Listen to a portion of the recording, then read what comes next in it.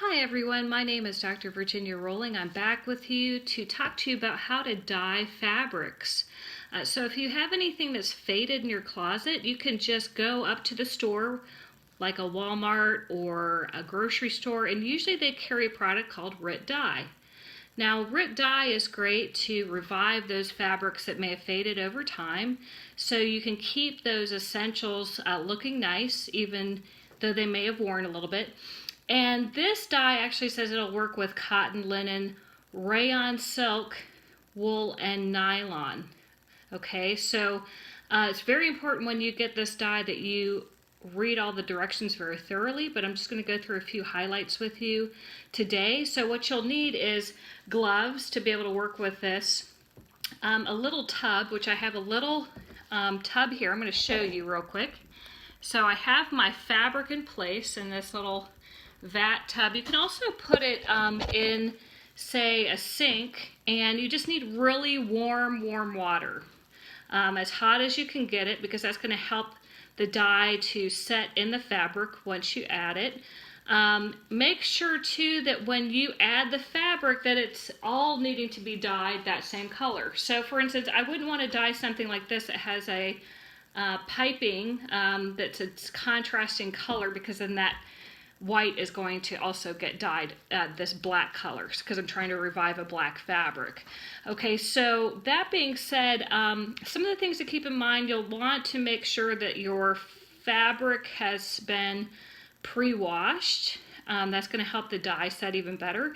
You can add into the vat either vinegar, or you can add into it salt, like a table salt. That's going to help intensify the dye. Make sure to put the correct proportion of dye within the vat. So you want to make sure the vat's pretty full, so that the fabric can kind of swish around in there, and you can kind of see that it's very loose here. Okay, so I can really work the fabric when I put the dye in. So I'm going to go ahead and pour my dye very carefully, because it can really be messy and it can stain. Okay, so just pouring some dye into the vat, and you need to let it set for about 30 minutes at least, all the way up to an hour, depending on how intense you want that color to come out. The longer you let it sit, the higher the temperature, the better the dye is going to take.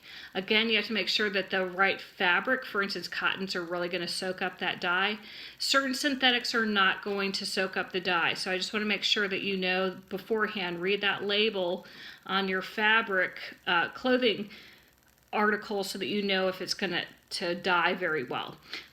So this I'm going to just let set for, again, 30 minutes at least, up to a whole hour, depending on how well the dye takes. Once I'm done, I'm going to have to take this out of the vat and carefully rinse it through, because there's going to be a lot of excess dye that comes out of the fabric, and I don't want it to ruin other things. So you'll want to hand wash this article that you're dyeing right afterwards, and make sure it rinses through where it runs clear.